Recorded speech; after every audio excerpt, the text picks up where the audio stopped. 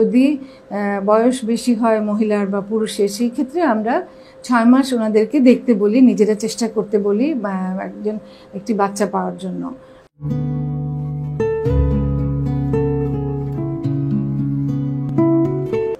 আসসালামু আলাইকুম, আমি ডক্টর মরিয়ম ফারুকি, একজন স্ত্রীরোগ বিশেষজ্ঞ হিসাবে এবং বন্ধ্যাত্ব বিশেষজ্ঞ হিসাবে কাজ করছি।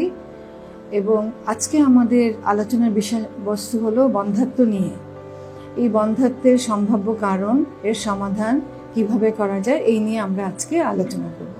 বন্ধ্যাত্ব জিনিসটা কি সেটাই আগে আমাদের বুঝতে হবে।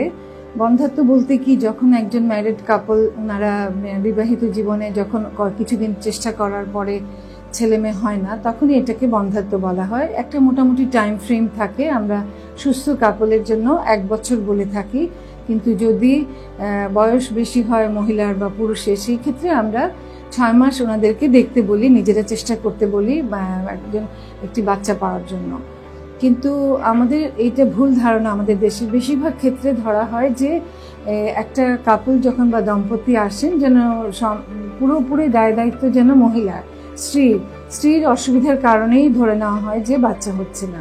সেই জন্য আমরা বলি যে স্ত্রী এবং পুরুষ সবারই সমান সম্ভাবনা থাকে বাচ্চা হওয়ার এবং না হওয়ার। কাজেই সেই ক্ষেত্রে আমরা চাই যে স্ত্রী এবং হাজব্যান্ড দুজনই আসবেন, দুজনকে আমরা সমানভাবে চিকিৎসা দেব এবং কার কোথায় অসুবিধা সেটা আমরা প্রথমেই বের করে নেব।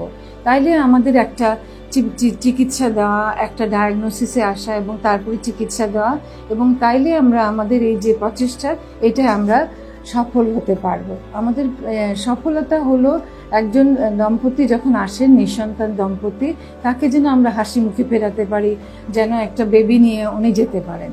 কাজে এইটার জন্য আমরা বলি যে দম্পতি দুজনেই আসবেন।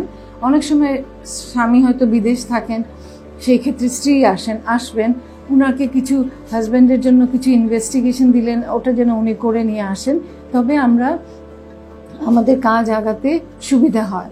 তারপর ধরেন একজন মহিলা যদি ওজন বেশি হয়, ওনার মাসিক যদি নিয়মিত না হয়, এরকম অসুবিধা থাকলে আমরা সেইভাবে ওনাকে অ্যাডভাইস দিয়ে দেই, পরামর্শ দিই কিভাবে উনি সফলভাবে একটি প্রেগনেন্সি নিতে পারবেন।